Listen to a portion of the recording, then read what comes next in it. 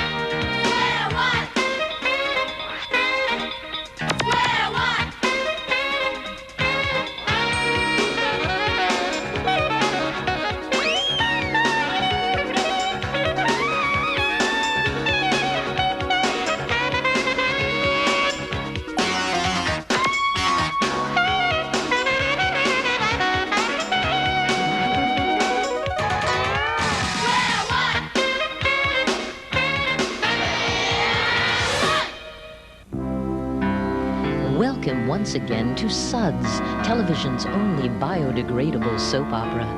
When we last left our friends next door, Arthur had made his final decision. He had taken the children to the movies. Let me get this straight. You say the popcorn which you have on display here is for sale? Uh-huh. What a smashing idea. Then one would buy it and take it right inside the theater. That's right. And then, believe it or not, some of our customers actually sit down and eat it. Good gad, man, it's ingenious. I wish I could take the credit for it, but I just work here. But you are part of the popcorn perpetuation practice. You are a vital cog. I guess so. Look, do you want to buy a box of popcorn or not? Oh, of course, my gracious. How could I pass up such an opportunity? Great. What size box do you want? What size? Godfrey, Daniel, there's more than one size. Another unique feature. Actually, we have 3 sizes. Large, Large. larger, Large. and largest. Large. Which will it be? I'm afraid you've left me with a sticky wicket. Could be a wet jujube. Now, I have an actual decision to make. Maybe I could be of some assistance. How many people will you be serving? Well, there is I. Well, let's round that up to 1. Then the children. How many of them are there? Lots. Well, then I suggest the largest. Fine. That'll be $1, please. Paid gladly. Great. On second thought, I don't believe this box is big enough. Knowing how those children eat, I think I shall need a box that is twice as long, twice as wide, and twice as deep. Really? Really? Well, it just so happens that I have a box that is twice as long, twice as wide, and twice as deep. Look here. Wonderful. Thank you again. And here's your $2. Whoa. I'm afraid you made a mistake, sir. Oh, I doubt it. My kind isn't allowed to make a mistake. Well, you see, that'll be $8. Now that's a mistake I'd know one anywhere. The first box cost $1, correct? Correct. I asked you to purvey a second box, which was twice as long, twice as wide, twice as deep, correct? Correct. If it is twice the size, it is twice the cost. $1 times 2 equals $2. Now be a good man and take this $2. No. You see, when you double the dimensions of this container, you increase its volume 8 times. Surely you jest. Not at all. Look in the box. 1, 2, 3, 4, 5, 6, 7. There are 8 boxes of popcorn in here. That's amazing. That's right, and that'll be $8, please. Just by doubling each of the 3 dimensions. Double the length, double the width, double the depth. The box holds 8 times as much. That's right. 2 times 2 times 2 equals 8. $8. That's absolutely magical. No, that's absolutely mathematical. Oh, I see the movie has ended. I guess I won't be needing your popcorn after all. Thanks awfully for your help. Come along, children. Your father has an extremely interesting mathematical concept to discuss with you. I gotta make a career change. Oops is brought to you by Erasers. Don't make a mistake without one. On October 3rd, 1930, Dr. Samantha Moriarty was hard at work on an airplane design with the firm Up, Up, and Look Out Incorporated. Here is what happened at exactly 1:24 and 1/2 a.m. when Dr. Moriarty made this little teeny mistake.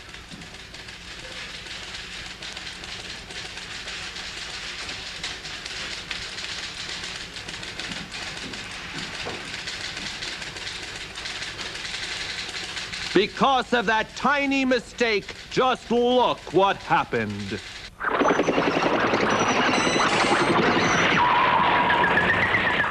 Oops, it should have been more than 15. Let's look at that again.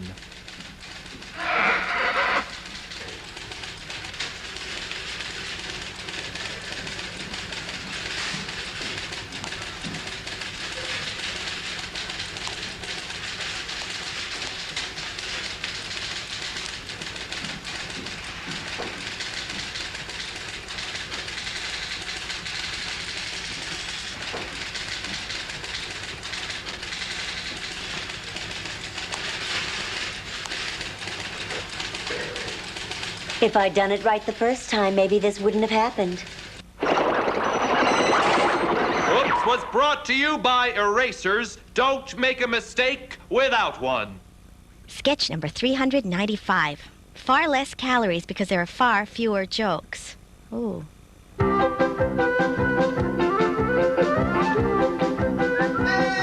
come on! Oh, just the man I'm looking for. Who? Yeah, you. I didn't do it. I know you didn't. I didn't eat those jelly beans. I know you didn't eat the jelly beans. Listen to this. I want to ask your opinion about something. You came to the right man. I am full of opinions. I have so many opinions. My head, there isn't room for anything else in it. That's very good, because this is what I want to ask you. I'm thinking of going into the candy business, and I don't know what size candy bar I should sell. Now, should I sell one that is 10 centimeters by 10 centimeters by 1 centimeter, or one that is 5 centimeters by 20 centimeters by 1 centimeter, or one that is 2 centimeters by 25 centimeters by 2 centimeters? Now, which one of these would you buy? None of them. None of them? They all look like they're made of wood. They are made of wood. These are wood? Yeah, they're made of wood. Buy. Wait a second. These are just dummies. And anybody who wants to buy a wooden candy bar has to be a dummy also. That's very funny, very funny. Let me put it to you another way. If these really were candy bars, which one would you buy? How much do they cost? They're all the same. They all cost the same? Yeah, they all cost the same. Then I'd buy the biggest one. Aha! The biggest one. Which one is the biggest one? This is the biggest one. This is the biggest one. What if I told you that these were all the same size? Buy! Wait a minute. Where are you going? One of us isn't well. What do you mean? I mean, first you ask me to buy a wooden candy bar, then you tell me they're all the same size. They are all the same size. In fact, they're all the same volume, and I can prove it. Pay attention here.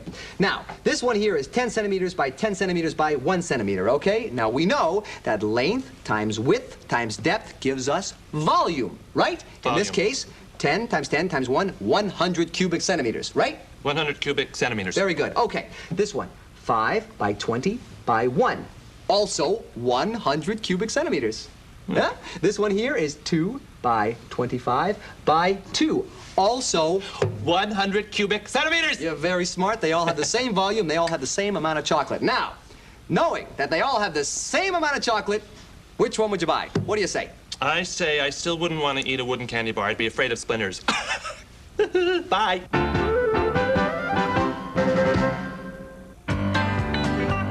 Hi, friends. We're the music duo. I'm country. And I'm Western, and boy, have we got some beautiful country and Western music hits for y'all today. Oh, yeah, we sure do. Like this little ditty. On Saturday nights, I like some action, so I go downtown and reduce a fraction. And who can forget the old-time favorite? You make me feel like a jerking nerd when you showed me 1/2 is larger than 1/3. Oh, yeah. And this is a personal favorite of mine. It's sung by our very good friend, Waylon Jennings Bryan. I asked her if she loved me, and her mouth began to laugh. So I told her that 1/7 was much smaller than 1/2. I can take it from here, country. How about, unlike many things in this whole world that require a bit of rigor, when your denominator starts to shrink, your fractions will get bigger. Or this old chestnut. 8/16 of his love he pledged to me, but I just laughed. Although it sounded like a lot, it's really just 1/2. That's pretty, country, that's pretty. And how about My love for you is pure, though blind. It's not unlike the mole. I place 4/4 of that love. It's another word for home. And of course, if you love me, don't forget me, or else you'll break my heart.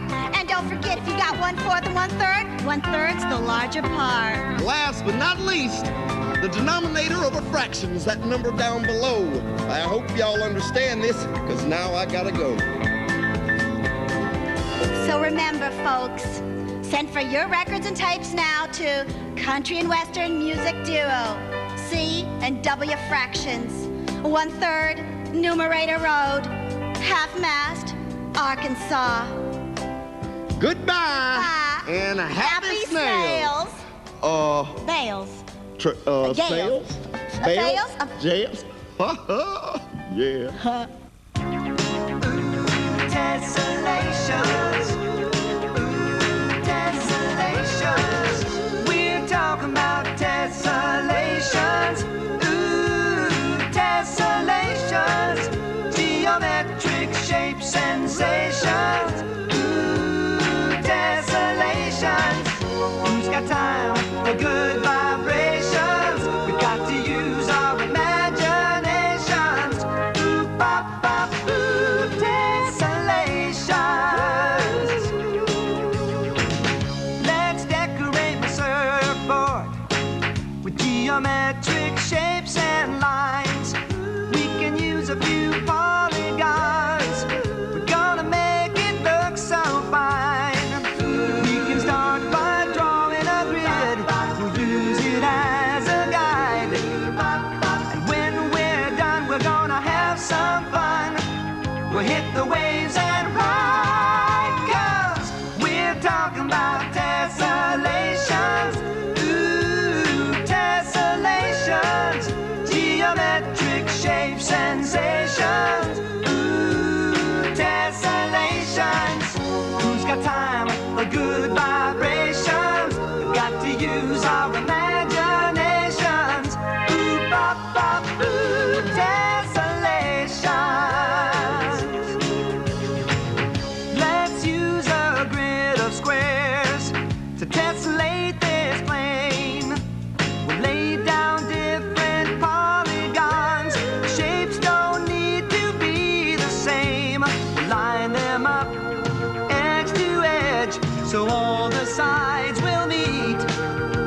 We'll leave no gaps, no overlaps.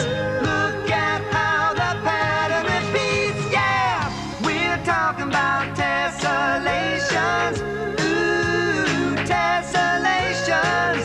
Geometric shape sensations. Ooh, tessellations.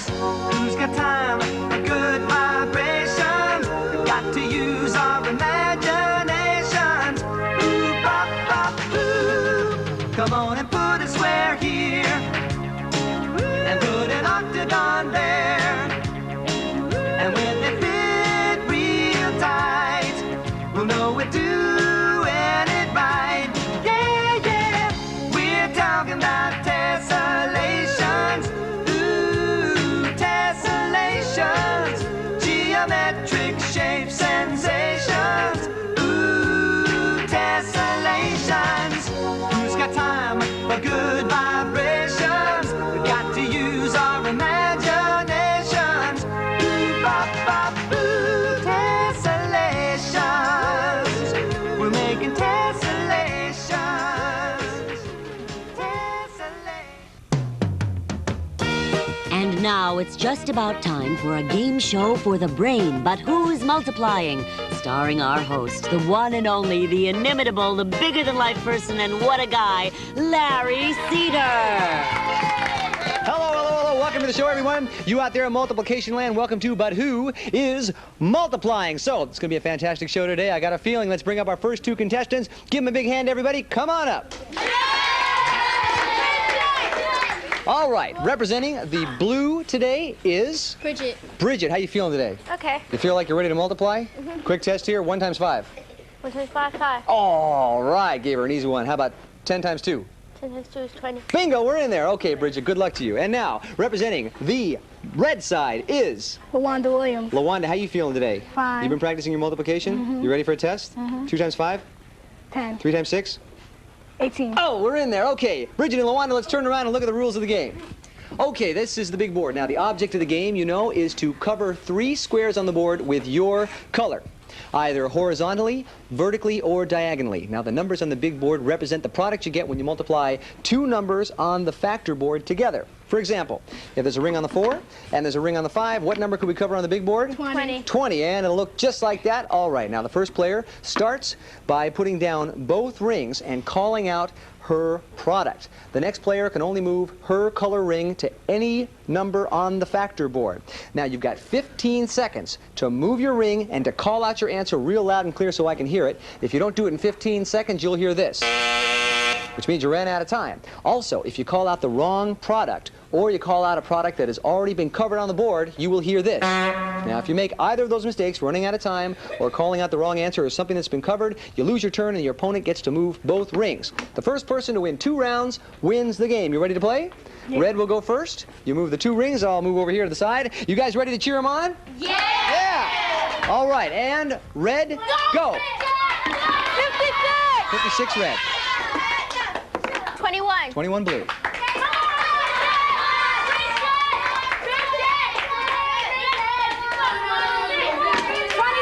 27 red. 63 blue.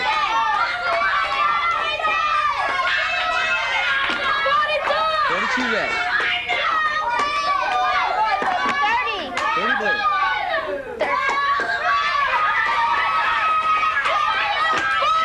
40 red. Oh, I'm sorry. It's 45. 9 times 5 is 45, and you said 40. That means you lose your turn. Bridget, go ahead and pick up that ring there. And go. 14. 14 blue. Oh! Oh! Good going. Bridget, you won round 1. That means that LaWanda, you will start round 2. You get to move both of them. Now you'll either tie it or you could lose it. So you're ready? Red, go. 18 red.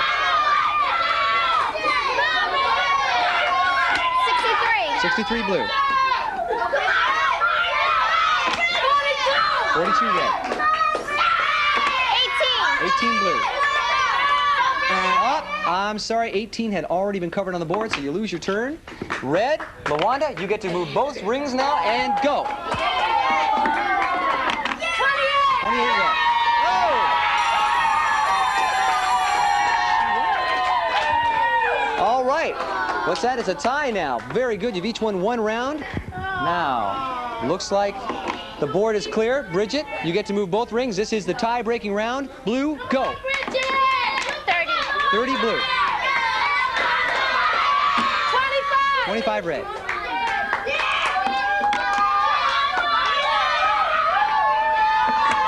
20 blue.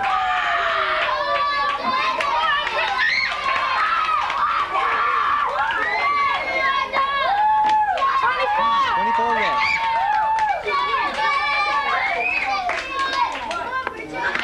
18 blue.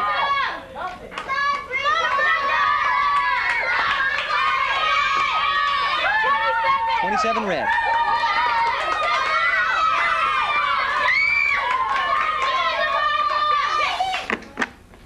45 blue. And...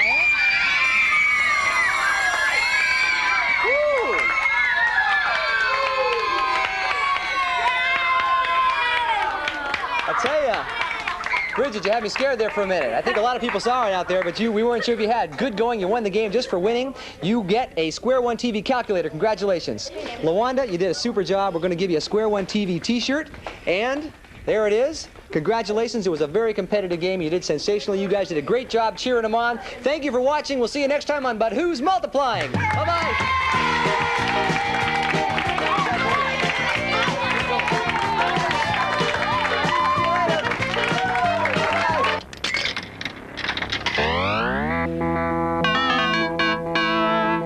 Mathman, your mission is to eat only factors of 18. When you encounter a number, you will have until the count of 3 to make your decision. And beware the ill-tempered Mr. Click. He will eat you if you are wrong. Mathman, Mathman, Mathman, Mathman, Mathman, Mathman. Use your head. Yep. Yaha! Mathman, Mathman, factors of 18. Mathman, Mathman, Mathman. Yep. Mathman, Mathman, factors of 18. Mathman, Mathman, Mathman.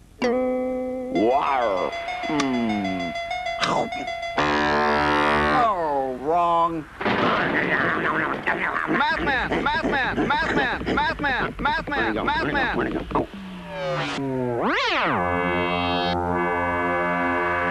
Oh, that was satisfying. Yes? Okay. A penny and a dollar, say, were on a table. And the penny jumps off the table to its death. Now, why didn't the dollar? The dollar had more sense. Yes? That makes sense. If 20 dogs were running after one dog, what time would it be? Well, like, what kind of dogs are they? It doesn't make any difference. Are they licensed dogs? I don't know. Who cares? Be that way. Wait a minute here. Why were 20 dogs picking on one poor little puppy? They weren't picking on it. They were running after it. Oh, poor puppy. What will they do if they catch it? I don't know. Nothing. Teach it a trick. All I want to know is if 20 dogs were running after one dog, what time would it be?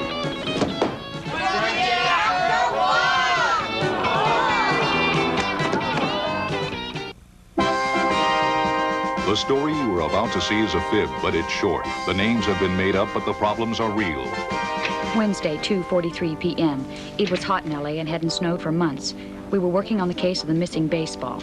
We figured the ball was in Mrs. McGregor's house, but it had been stolen. The house, that is. We decided to look at the last scene from yesterday's show to refresh our memories. Mathnet, Monday.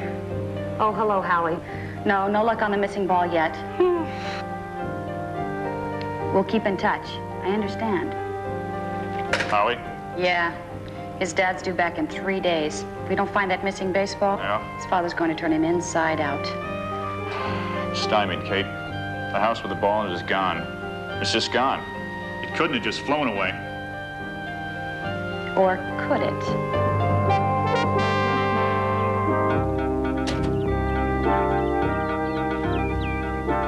George and I returned to Mrs. McGregor's tent to see if we'd missed anything. I don't think we missed anything, Kate. George, look at the trees. I think that I shall never see a poem lovely as a... They're naked. Right, no leaves. Must have been a heck of a wind.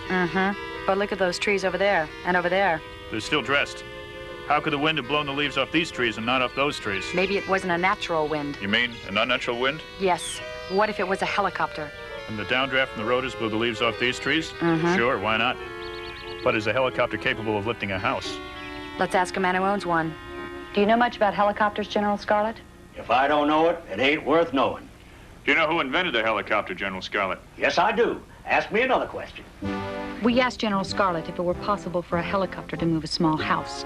He said yes and showed us a videotape of one of the few choppers that could do it.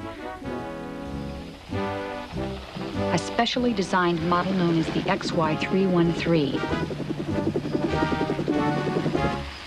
We asked him if there were any in the area. Well, we have 2 right here on the base, and there are 2 others owned by airplane leasing companies.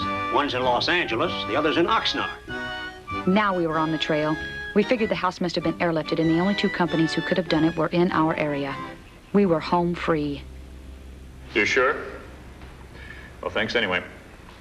Who did they rent the chopper to night before last, George? They didn't. Their XY313 is down for repairs. Hasn't flown for 2 weeks. Impossible. And the other company didn't rent theirs out either? Nope. Not much call for a chopper like that, I guess, Kate. One that lifts houses, I mean. I felt sure we had him this time. Mathnet, Monday. Oh, hello, Howie. No, I know. Not yet. Your dad's going to be home in 2 days. Really, we're working on it. Howie? Yeah. His dad's gonna make him walk the plank if we don't get that baseball back. We decided to check with Ginny in the lab to see if those glasses could give us some information. Hi, mathematicians. I'm running a check on the glasses. Find anything yet? 38 things. 38? You know, between 37 and 39. Uh-huh. Those frames have been manufactured for only about a year. So far, 38 have been sold in our area. What are you doing, Jenny? What are those numbers? I called into the local optometrist database to check on the glasses that you brought in. The frames have a serial number, and I sent out the glasses to get the prescription. There are the numbers. I don't know what those numbers mean. Let's ask an expert. George, call an optometrist and find out what visual problem someone has who needs that prescription. Jenny, will you find out how many of the 38 frames have that prescription? Sure can, Kate. I just have to search the database.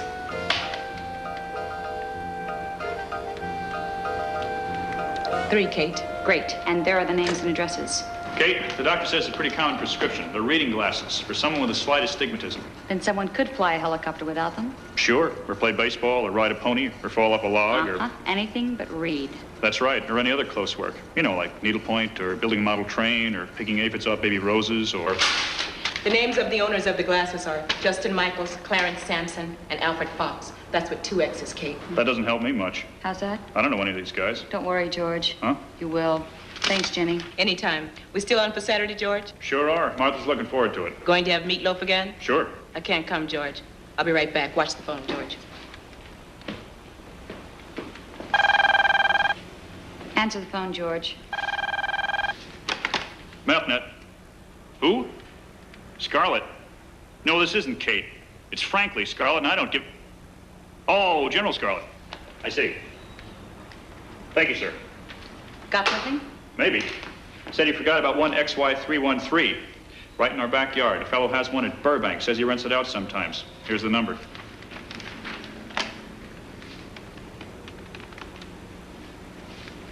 Yes, sir. Kate Monday, Mathnet. I understand you have an XY313 for rent? Uh-huh. Didn't happen to rent it a couple of nights ago, did you? Uh-huh. Could you tell me who you rented it to? I'm sorry. Could you tell me to whom you rented it? Yes, I'll hold. Uh-huh. Clarence Sampson. Do you have an address on him?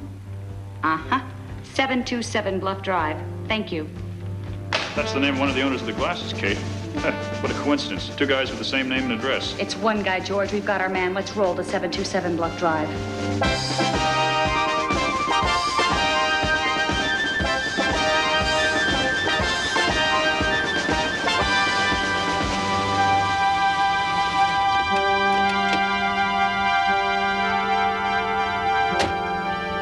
Notice something strange, George? Yeah. All the numbers on this side of the street are even, and 727's an odd number. No problem. It just means the place we're looking for is on the other side of the street. Have you looked on the other side of the street, George? There are no odd-numbered houses on Bluff Drive.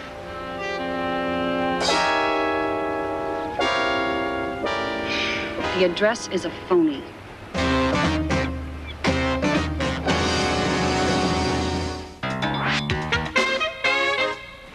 You know, Alfie, there's a song in this. Hey, add 'em up for you. You make a sandwich for me. Dogman, cut that out! How'd you do that? Rather well, I thought. This is the helicopter base, so the house could have been dropped anywhere within this circle. But look, 20% of that circle is Pacific Ocean. We can eliminate that area. Uh-huh. They wouldn't have put it there. Right. It would sink. 100% of Square One TV is a production of the Children's Television Workshop.